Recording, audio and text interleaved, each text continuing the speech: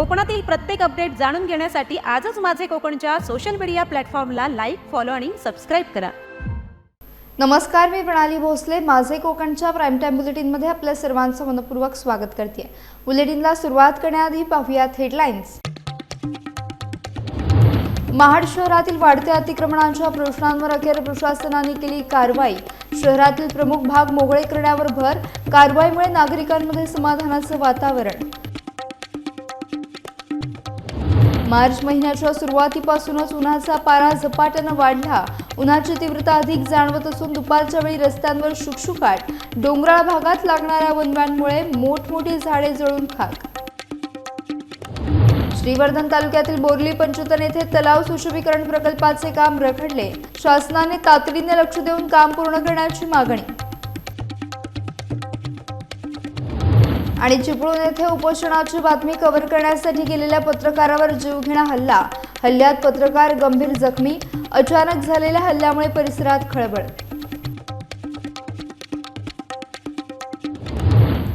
पाहुयात सविस्तर वृत्त.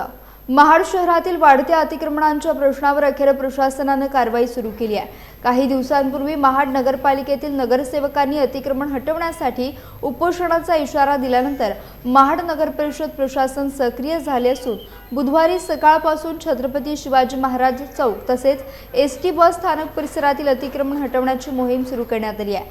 शहरातील प्रमुख मार्ग आणि सार्वजनिक ठिकाणी वाढलेल्या अतिक्रमणांमुळे नागरिकांना मोठ्या अडचणींचा सामना करावा लागतोय. कारवाईला विलंब होत असल्याने महाडकर नागरिकांमध्ये प्रशासनाविरोधात नाराजी व्यक्त होतीये. तसेच राजकीय हितसंबंधांमुळे कारवाई लांबणीवर पडत असल्याची चर्चा देखील रंगत होती. दरम्यान 20 मार्च नंतर कारवाई सुरू करण्याचे संकेत प्रशासनाने दिले होते. त्यानुसार 25 मार्च पासून अतिक्रमण हटवण्याची मोहीम सुरू करण्यात आली असून शहरातील प्रमुख भाग मोकळे करण्यावर भर देण्यात येतोय. या कारवाईमुळे नागरिकांमध्ये समाधानाचं वातावरण निर्माण झालंय. महाड नगर परिषद हद्दीतील वाढते अतिक्रमण पाहता या संबंधी नागरिकांच्या वगैरे तक्रारी येतात. त्या अनुषंगाने आम्ही आज कारवाई सुरू केलेली आहे. त्यासाठी नगर परिषदेचे सर्व कर्मचारी तसेच पोलीस बंदोबस्त घेण्यात आलेला आहे. याशिवाय काल आपण अतिक्रमणधारकांना दौंडी देऊन सूचनाही देण्यात आली की स्वतःहून अतिक्रमण काढण्यात यावं. याद्वारे नुकसान होणार नाही. काढण्यात आलेले आहेत स्वतःवरून, परंतु काही अजूनही तशीच आहेत की अतिक्रमण काढण्याची कारवाई सुरू आहे. रायगड जिल्ह्यात मार्च महिन्याच्या सुरुवातीपासूनच उन्हाचा पारा झपाट्यानं वाढला असून नागरिक उष्णतेमुळे अक्षरशः हैराण झालेत. दरवर्षीपेक्षा यावर्षी उन्हाची तीव्रता अधिक जाणवत असून दुपारच्या वेळी रस्त्यांवर शुकशुकाट पाहायला मिळत आहे. वाढत्या तापमानामुळे नागरिक दुपारी घराबाहेर पडणे टाळत असल्याचे चित्र जिल्ह्यात दिसून येते. दरम्यान मागील काही दिवसांपासून रायगड जिल्ह्यात वणव्यांचं प्रमाण वाढलंय.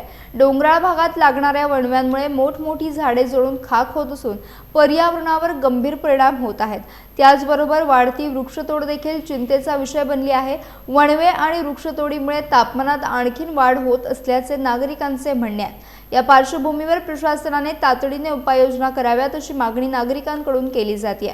मुंबई गोवा महामार्गावर देखील दुपारच्या वेळी वाहतुकीला घट झाल्याचे पाहायला मिळत असून वाढत्या उष्णतेचा फटका जनजीवनावर देखील होत आहे. मागील काही दिवसापासून आपण पाहतोय उन्हाचा पारा दिवसेंदिवस वाढताना दिसतोय आपल्याला.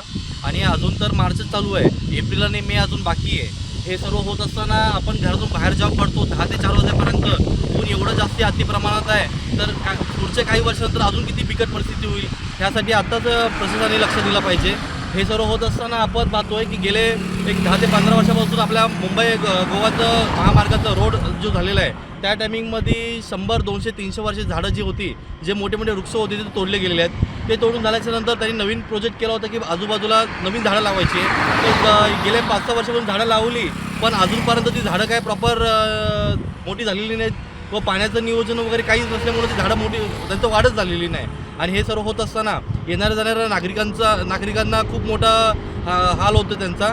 आणि जे विद्यार्थी वगैरे त्यांना पण शाळेत जाता येताना खूप जास्त त्रास होतोय. हे सगळं आपल्याला सर्व दिसून येतं आहे. दुसरी गोष्ट म्हणजे आपण पाहतो की आपल्या महाड आणि मानगाव पोलादपूर तालुक्यामध्ये जे डोंगर आहेत ते डोंगराला असा कोणताच डोंगर जो राहिलेला नाही की ज्याला वणवा लागलेला नाही.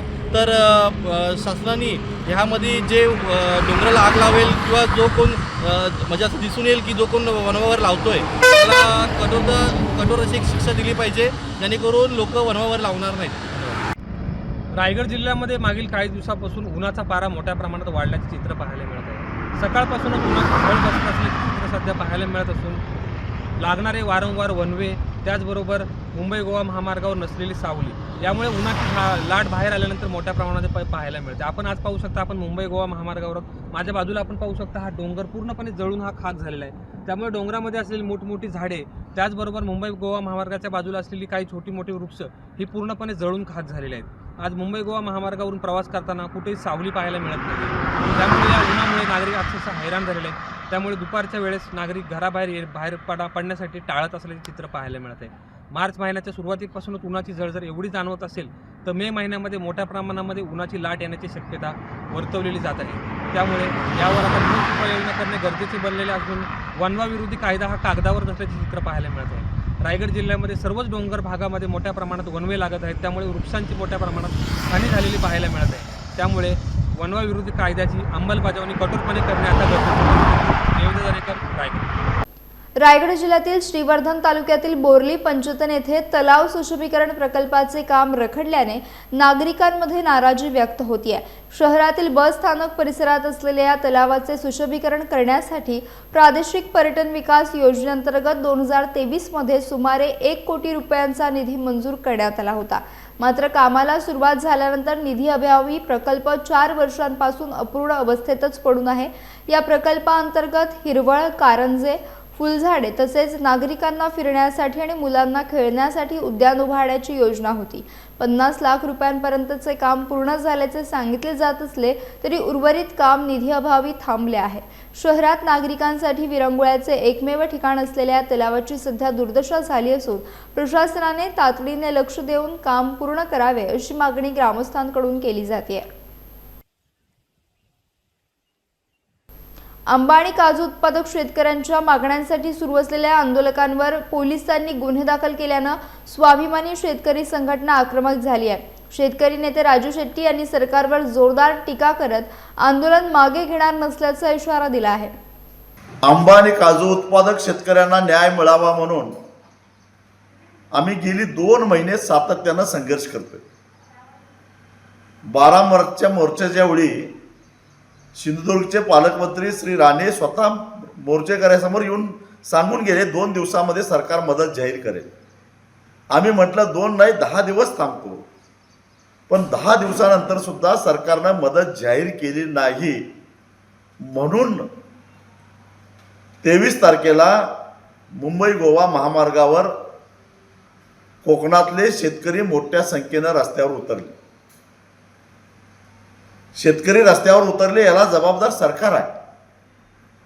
सरकारची बेपर्वाई वृत्ती आहे आणि त्यामुळं खरं तर दोष सरकारला द्यायला पाहिजे. पण माझ्या सहित 37 लोकांच्यावर पोलिसांनी गुन्हे दाखल केले. या गुन्ह्यांना आम्ही भीत नाही, भीक घालतच नाही.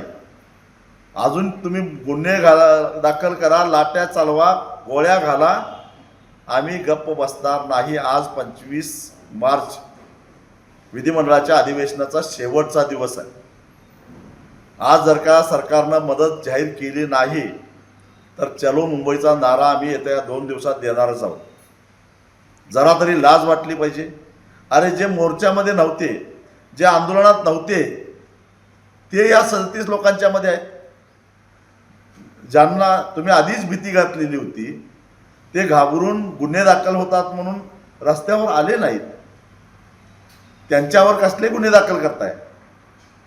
आणि त्यांनी सुद्धा आता विचार करावा की कुठल्या चोरांच्या राज्यामध्ये आपण काम करतो, कुणाचं आपण समर्थन करतो. रत्नागिरी जिल्ह्यातील चिपळूण येथे उपोषणाची बातमी कव्हर करण्यासाठी गेलेल्या दूरदर्शनच्या पत्रकारावर जीवघेणा हल्ला झाल्याची धक्कादायक घटना घडली आहे. या हल्ल्यात पत्रकार दीपक भागवत गंभीर जखमी झाले असून त्यांच्यावर उपचार सुरू असल्याची माहिती समोर आली आहे.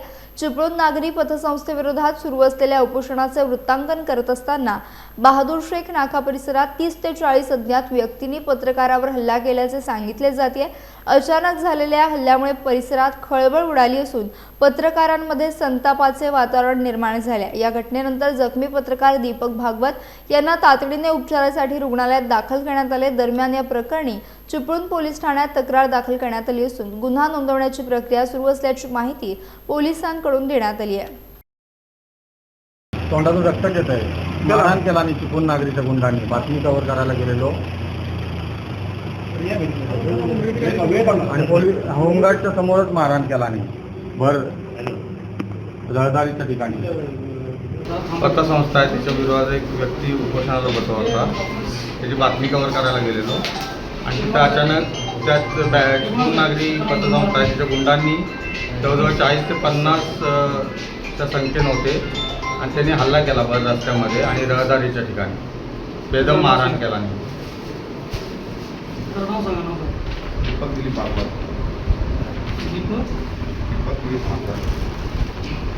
आणि माझ्या वस्तू सगळ्या चोरी करून घेऊन गेले, मोबाईल वगैरे सगळं, पॉकेट वगैरे सगळं ते चोरी करून घेऊन गेले.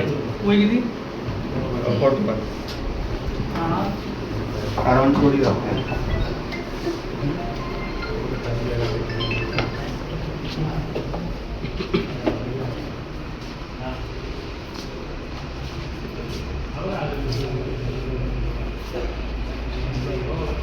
काय मदत करताय का तुम्ही? आरोपीला मदत करताय काय? आरोपी कोण आहे?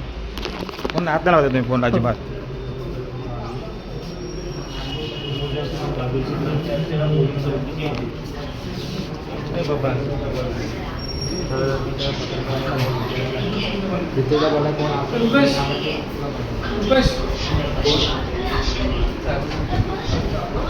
नवी मुंबईतील कामोठे परिसरात पाणी चोरीचा धक्कादायक प्रकार उघडकीस आला असून सिडकोच्या दक्षता विभागाने मोठी कारवाई केली आहे। सेक्टर 10 मधील स्वप्नील कार सर्व्हिस सेंटरकडून सिडकोच्या जलवाहिनीतून अनधिकृतरित्या पाणी चोरी केल्याचं समोर आलंय। एका जागरूक नागरिकाच्या तक्रारीनंतर सिडको दक्षता विभागाचे सुरेश मेंगडे आणि पाणी पुरवठा विभागाच्या पथकाने संयुक्त कारवाई करत छापा टाकला। तपासादरम्यान भूमिगत पाईपलाईनला थेट अनधिकृत जोडणी करून मोठ्या प्रमाणात पाणी चोरी करण्यात येत असल्याचे आढळून आले। गेल्या 6 महिन्यांपासून हा प्रकार सुरू असल्याची माहिती समोर आली आहे। टँकरचे खोटे कारण देत कार आणि दुचाकी धुण्यासाठी चोरीचे पाणी वापरले जात असल्याचे देखील उघड झाले आहे। या कारवाईत सुमारे 4575 घनमीटर म्हणजेच अंदाजे 5,37,000 रुपयांचे पाणी चोरी झाल्याचे स्पष्ट झाले। या प्रकरणी कामोठे पोलीस ठाण्यात गुन्हा दाखल करण्यात आला असून सहाय्यक पोलीस निरीक्षक राकेश पगारे पुढील तपास करत आहेत। नाशिकमध्ये उघडकीस आलेल्या भोंदू बाबा अशोक खरात प्रकरणानं संपूर्ण महाराष्ट्रात संतापाची लाट उसळली आहे। या प्रकरणात समोर आलेल्या कथित शोषणाच्या धक्कादायक घटनांमुळे अंधश्रद्धा, बुवाबाजी आणि महिलांच्या सुरक्षेचा मुद्दा पुन्हा एकदा ऐरणीवर आला। या प्रकरणाची सखोल चौकशी करण्यासाठी विशेष तपास पथके म्हणजेच SIT नेमण्याची मागणी जोर धरू लागली आहे। अंधश्रद्धा निर्मूलन समितीसह विविध सामाजिक संघटनांनी या घटनेचा निषेध करत राज्यभर कठोर कारवाईची मागणी केली आहे। पीडितांना न्याय मिळावा आणि अशा प्रकारांना आळा बसावा यासाठी सरकारने तातडीने पावले उचलावीत अशी मागणी करण्यात येते। दरम्यान या प्रकरणामुळे अंधश्रद्धा विरोधातील लढ्याला पुन्हा एकदा धार मिळाली असून राज्यभरातून तीव्र प्रतिक्रिया उमटत आहेत। अंधश्रद्धा निर्मूलन समिती अलिबाग शाखेकडून कॅप्टन अशोक खरात या नराधमाचा तीव्र निषेध करण्यासाठी आम्ही जमलो आहोत। आपल्याला माहिती आहे की गेले अनेक वर्षे हा बाबाचा धंदा चालू आहे, परंतु एक गोष्ट आपल्या समाजाला आणि महाराष्ट्राला माहिती नाही की 10 वर्षापूर्वी अंधश्रद्धा निर्मूलन समिती नाशिक शाखेने या बाबाच्या नाशिक येथील कॅनडा कॉर्नरमध्ये त्याच्यावर चमत्काराच्या विरुद्ध कारवाई करण्याचे हाती घेतलं होतं।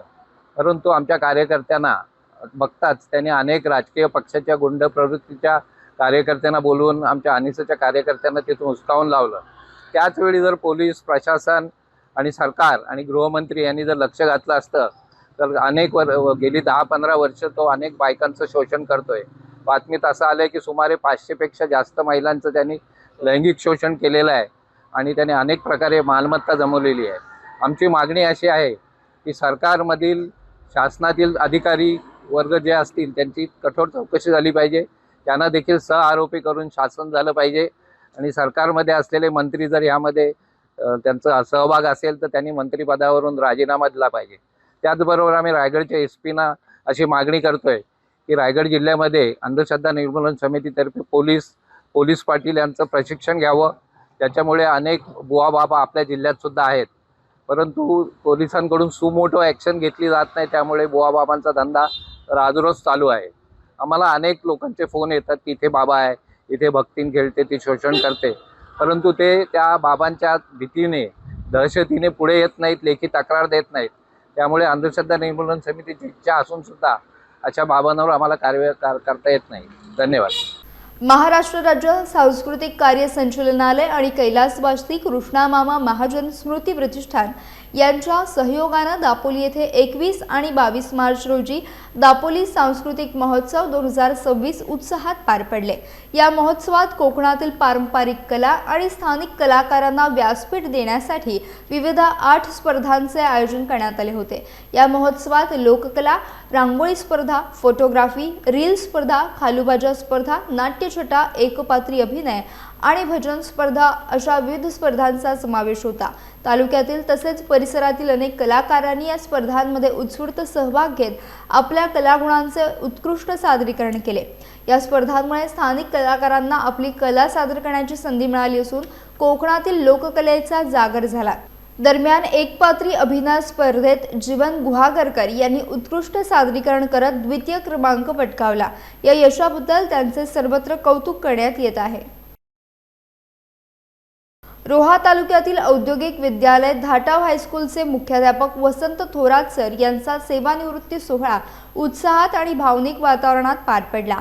3 दशकाहून अधिक काळ शिक्षण क्षेत्रात कार्यरत राहून थोरात सरांनी विद्यार्थ्यांच्या जडणघडणीत मोलाचे योगदान दिले. त्यांनी आपल्या सेवा काळातील 32 वर्षे द.ग. तटकरे विद्यालय कोलाड येथे तर मागील 1 वर्ष धाटाव हायस्कूलमध्ये मुख्याध्यापक म्हणून सेवा बजावली. शिस्तप्रिय आणि विद्यार्थी केंद्रीय दृष्टिकोनामुळे थोरात सरांनी अनेक विद्यार्थ्यांचे आयुष्य घडवले. खोडकर विद्यार्थ्यांना देखील योग्य मार्गावर आणत त्यांनी शिक्षणासोबत संस्काराची जोपासना केली. त्यांच्या कार्याचा गौरव उपस्थित मान्यवरांनी केला. यावेळी कळंबोली हायस्कूलचे मुख्याध्यापक राजेंद्र पालवे, कोलाड हायस्कूलचे मुख्याध्यापक सुखदेव तिरमले, नांदगाव हायस्कूलचे मुख्याध्यापक बबन पालवे, माजी शिक्षिका शमिका महाबळे, माजी शिक्षक सदानंद तांडेल यांच्यासह शिक्षक, कर्मचारी आणि आजी माजी विद्यार्थी मोठ्या संख्येने उपस्थित होते. निरोपाच्या क्षणी अनेक विद्यार्थ्यांच्या आणि सहकाऱ्यांच्या डोळ्यात अश्रू दाटून आले. रत्नागिरी जिल्ह्यातील खेड शहरातील महिलांसाठी आनंदाची बातमी समोर आली आहे. बचत गटातील महिलांनी तयार केलेल्या उत्पादनांच्या विक्रीसाठी खेड शहरात लवकरच स्वतंत्र दुकान गाळे उभारण्यात येणार असल्याचे सामाजिक कार्यकर्त्या श्रेया कदम यांनी जाहीर केलं. साथी महिला सामाजिक विकास संस्थेच्या वतीने डॉक्टर बाबासाहेब आंबेडकर भवन येथे आयोजित महिला स्नेह मेळावा आणि सांस्कृतिक कार्यक्रमात त्यांनी ही घोषणा केली आहे. या कार्यक्रमाला खेड शहरातील महिला मोठ्या संख्येने उपस्थित होत्या. यावेळी श्रेया कदम यांनी महिलांच्या सक्षमीकरणासाठी विविध उपक्रम राबवले जात असल्याची माहिती दिली.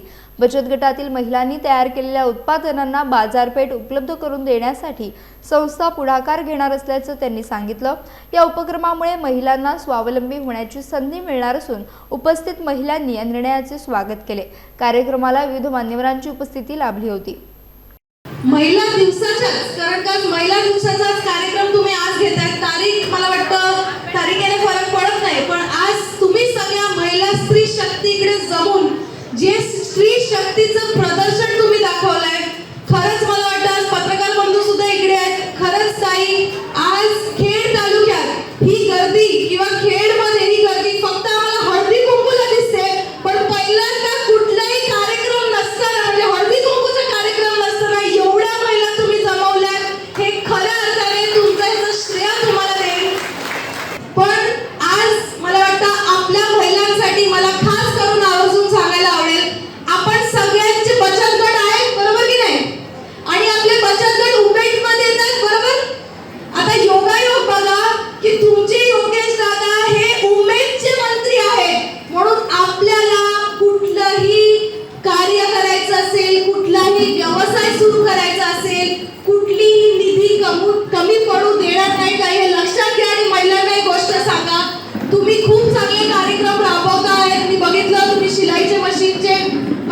शिक्षण देत आहेत, बॅग बनवायचे शिक्षण देत आहेत, आरीवर्कचं शिक्षण देत आहेत. आज मी तुम्हाला सांगते, ह्याच्या पुढे जाऊन जर आपल्या महिलांची ताकद असेल आणि महिलांना कुठलाही व्यवसाय करायचा असेल, ते मग त्याचं प्रशिक्षण पासून विक्रीपर्यंत जी काय मदत लागेल ती 100% आमच्या मार्फत तुम्हाला दिली जाईल याची खात्री देते. पण आजची इकडची उपस्थिती बघून मी तुम्हाला ग्वाही देते की लवकरात लवकर आपल्या ग्रामीण भागातल्या उमेद मार्फत महिलांनी बनवलेल्या सामानासाठी मोफत विक्रीसाठी गाळे खेळ शाळा बनवून द्यायची जबाबदारी मी घेते आणि लवकरात लवकर आपण ते गाळे तयार करून घेऊ. तुम्ही बनवलेला जो काय माल असेल ते मोफत मध्ये आपण तो तिकडे विक्री करू ही मी तुम्हाला खात्री देते. यासह बुलेटिनमध्ये वेळ झाली. इथेच थांबण्याची. भेटूयात नवीन बुलेटिनसह. तोपर्यंत तुम्ही कुठेही जाऊ नका. पाहत राहा फक्त माझे कोकण.